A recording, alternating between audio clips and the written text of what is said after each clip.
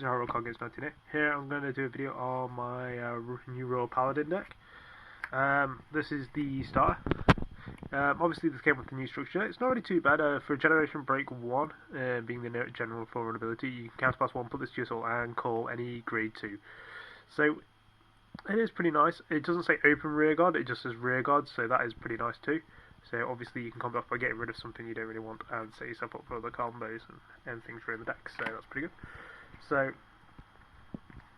here we'll go through the trigger lineup so far. So we're on 4 heal, which is your Pegasus, and we're on 4 crit. This would maybe different from most builds. I actually run, and it sounds really weird when I do this, I actually run 8 draw triggers. I like to keep this more build about hand advantage, so I believe 8 works for me. I'm testing this out so far, so it just hasn't been doing too bad, considering the deck lacks a little bit of grunt behind it, but some of the more meta decks do, but still quite nice. And then for your grade 1s, we have, obviously, your 4 mandatory Sentinel Perfect Guards. These are the new ones. They are in common now. It's a shame in some ways. I wish they would have put at least one of them in holo per structure deck, but they do look really nice, and I do like the artwork for it, so there we go, let me zoom that in for you. There you go, it looks really nice, so it's cool.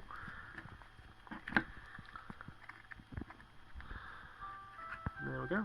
Next we have this, which is basically your general 10k attacker, but obviously instead of like a normal one, which means like has to be like a sub-clan, it's just general Generation Break 1, so it's pretty good. I've run 4 of those.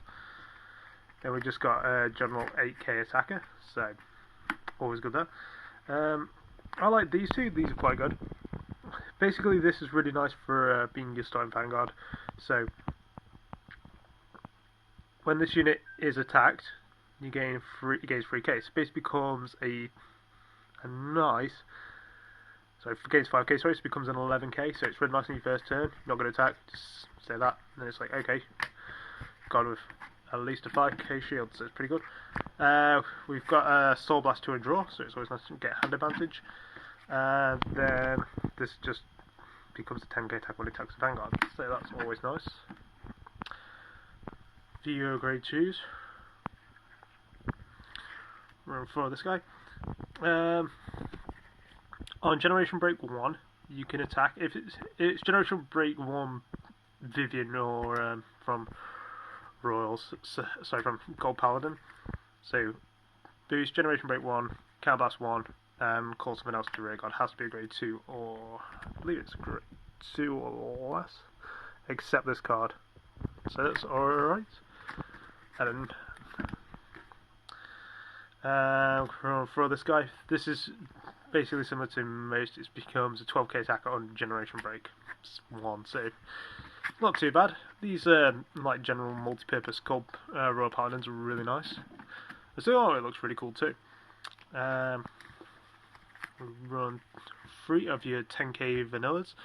So these do put a nice bit of weight. I'm not overly fond of the artwork for them, sadly, but they do what they say on the tin. So I was thinking of maybe adding in a Galatine, but we'll see.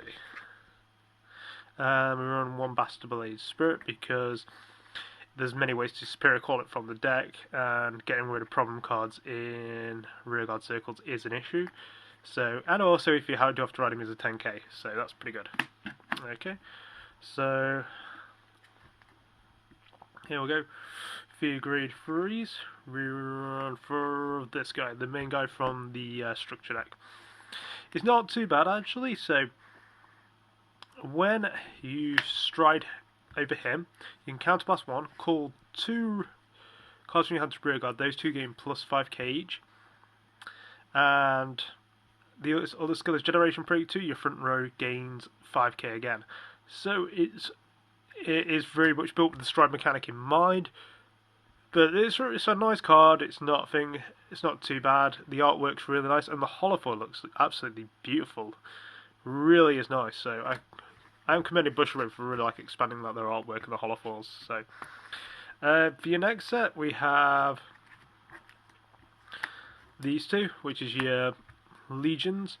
So obviously here's your legion. So unlike your other ones, so more like This one attack is 21 instead of the normal base 20, which is a lot better. And while this card is in Legion, you can Soul Blast 2 and Persona Blast a copy of either one, so this guy or this guy. And you can call one of each from the deck, a grade 2, 1 and a 0. Which is pretty insane actually for what it is.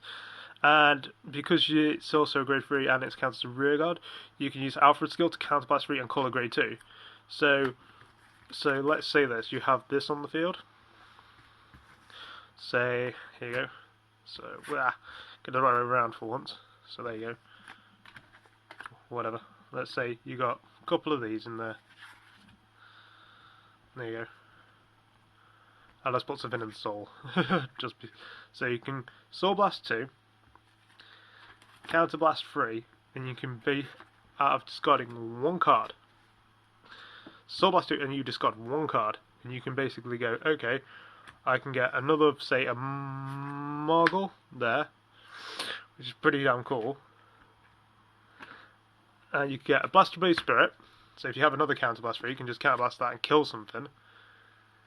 And you can get a grade 2 there, or what I would personally do, if you didn't have to, is use this guy if you got another free Counter Blast, and then just call this guy. So you could just go there. There you go. So for one card, you've pretty much got a full field. It's amazing. I mean, I can't complain that much. There's hand advantage right there. So combine that with the hand advantage before you draw triggers, you pretty much got a very hand advantage based deck.